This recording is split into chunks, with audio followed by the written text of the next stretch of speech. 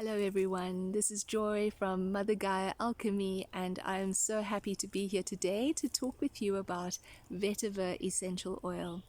Vetiver has been a very present companion with me over the last month or so during with the North Node in Aries, Chiron on the North Node in Aries. There's been a lot of astrological activity that has made the collective feel a little bit ungrounded, a little bit shaky, a little bit unsure of what's happening. And I have been reaching for my Vetiver Essential Oil like it's nobody's business, applying it to my spine, underneath my feet, in the back of my neck, on my brow. I've been sleeping with it. A lot of people use this essential oil for sleeping, and I want to just start off by saying it's not a sedative. It won't like sedate you, but what it does to the mind is that it brings a sense of stillness and tranquility to the mind that allows one to start dropping into that theta state.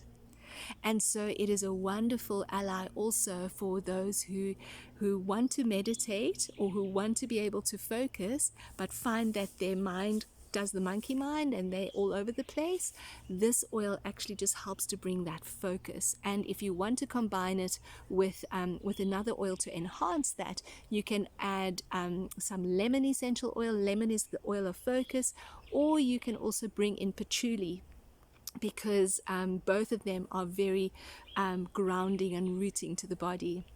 Now, vetiver, the plant, is just something, as I've been doing more and more research about this plant, my mind has been blown by the resources that our great mother, the earth, has blessed us with, and that we are able to tap into. This grass is able to grow about 2-3 meters high. It's a grass, and the root system grows in equal depth to the leaves. So if it's reaching up to 3 meters, then the roots will be about 3 meters deep into the earth. And what's interesting about the root system of this grass, the vetiver grass, is that most grasses, they kind of grow outward under the surface of the soil. These roots grow downward. They just, like it's a bundle, and they just go woof, all the way down into the earth in search of the closest water source. So they are able to be in water and earth. And so now we're beginning to tap into the element of this particular plant. So under the ground, it is very comfortable in both earth and water. And then above the ground, it's connected to the fire of the sun and the air. So all four elements very, very active within this vetiver plant. The essential oil is distilled from the roots of this grass. So we are getting the earth and water aspect of the plant when we are working with the essential oil. Now I want to talk about these roots for a little bit, because I have learned the most fascinating things about vetiver root. So not only does it grow straight down in search of the closest water source, but wherever vetiver is found, wherever it grows, that root system naturally purifies its most local environment. So even where there has been nuclear toxicity in the soil, it regenerates that soil. It literally absorbs the toxicity and the pollution out of the soil and regenerates the soil just by being there. I think that is incredible, especially at this time in the world where there is a lot of nuclear waste being used in the most destructive ways. And my vision is, I just want to see vetiver planted everywhere so that the earth can be rejuvenated, cleansed, purified, and be able to now again bring sustenance and growth to the ground, to the earth in those areas. not only does it purify the soil, it also purifies the water where it grows. So once those roots hit water, it behaves as a filter for any toxins in the water as well. So it's also then purifying to the earth and the water aspect.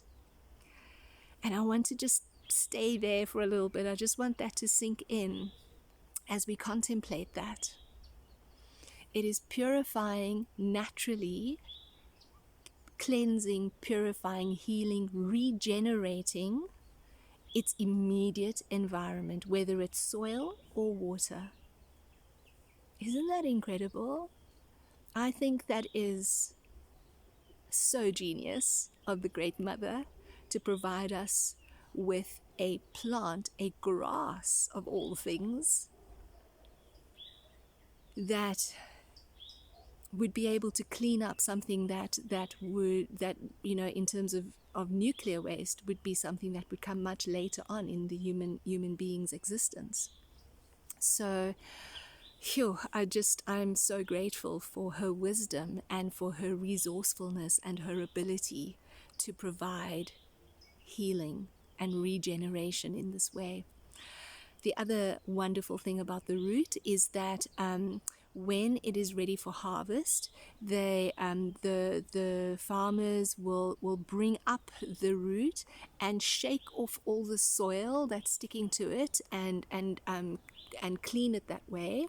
And wash it before anything is done. And once it's clean and ready to go, they cut it off with just enough roots still available to the grass. And this grass, you literally once the roots have been cut off that you need, what's left you can just put it back in the ground and it will reroot itself. So it's so resilient. It's so resourceful. It is so adaptable. It's been said that Thai farmers who grow rice farmers, grow vetiver around their crops because it pulls the water up from deep down in the earth. It pulls the water up and brings the water closer to the rice so that the rice can have easier access to the water source. And now we are also understanding that it's filtered water, it's purified water, and it's keeping the soil there of the local environment of where those crops are growing. It is keeping that soil clean as well. I'm just overwhelmed by the wisdom of vetiver. So now when we bring in the essential oil that is distilled from these roots, we find that it is in some fields, in some spheres, it is known as the oil of centering and descent. And for many of us on this planet right now, especially the younger children, the babies, the new ones who are arriving here, I feel I'm a body worker. I've been trained in shiatsu, and what I find is that a lot of the young people are really struggling to inhabit their bodies because they are so connected to the cosmic connection, the astral connection, and they are battling to be embodied here. And I find that vetiver is one of those tools and allies that can really just bring that descent and allow the body to just ground into this place, because we are here on this planet at this time. We are earth people, and so to know that we have all of our allies, earth allies, to support and help us in being here is a wonderful knowledge to have and tool to have, to be able to draw on. On a mental level, where there is a scatteredness of mind, where the mind is all over the place, and usually that would be high anxiety, people who are quite anxious, or maybe they're having many anxious moments and they're struggling to find their focus.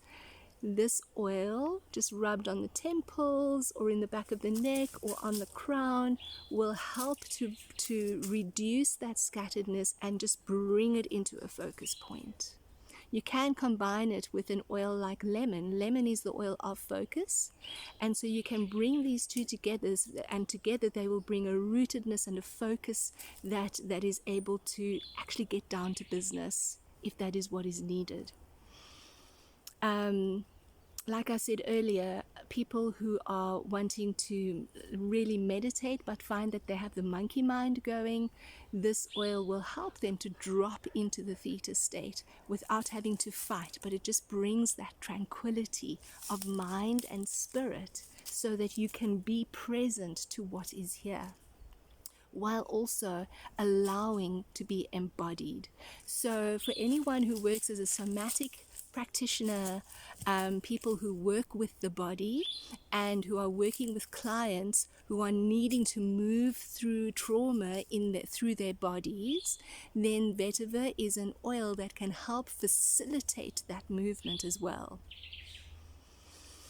I would combine it with crystals such as malachite for the heart, which is of this beautiful green stone that just bursts open the heart, but also allows the heart to feel safe and contained while you are moving through trauma work. You could use it with black or brown tourmaline to bring grounding as well. And then in terms of like goddesses or or other beings that you want to bring into a practice, if you're wanting to use vetiver, because the grass is a cereal. If we go to the root of the word cereal, we'll get to Ceres, and Ceres is a goddess. She's also an asteroid in the zodiac, and she is all about nurturing and fertility and taking care of. It's very much a mother energy that Ceres presents. She's the goddess of agriculture, and so she's making sure that there is bounty and making sure that everybody is fed and taken care of. And that ties it back to this aspect of the roots taking care of its immediate environment just by being there.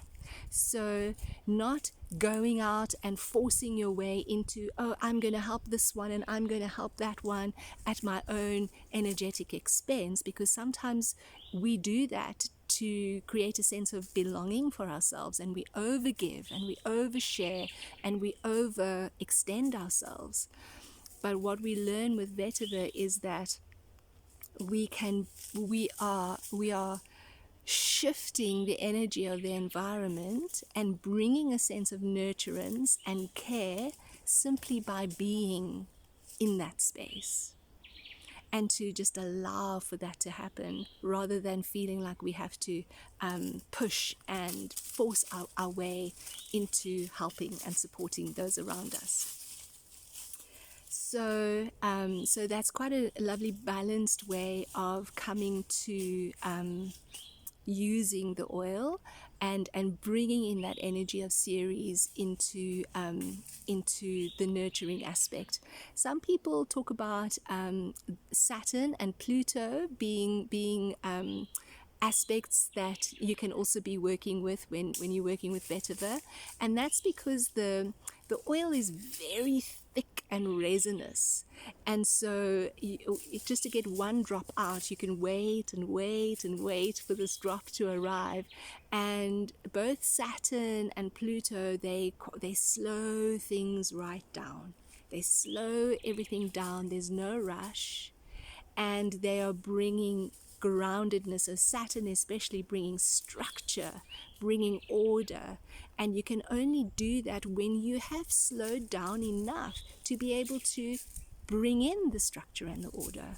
And then Pluto comes round over so many years. It just goes on its path. It's not a fast flowing planet. It's the slowest of all the planets, but when it comes, it brings change. And so these two together, slow moving very sort of slow, father-like energies, and vetiver in its slowness to arrive in out of the bottle, and in the way that it also slows us down. It brings that ability to be okay with slowing down, and to start bringing to slowing down, rooting, grounding, descending into the earth, rooting into our bodies, and then also allowing for new structures to take place. So there's an element of transformation that comes with this oil as well.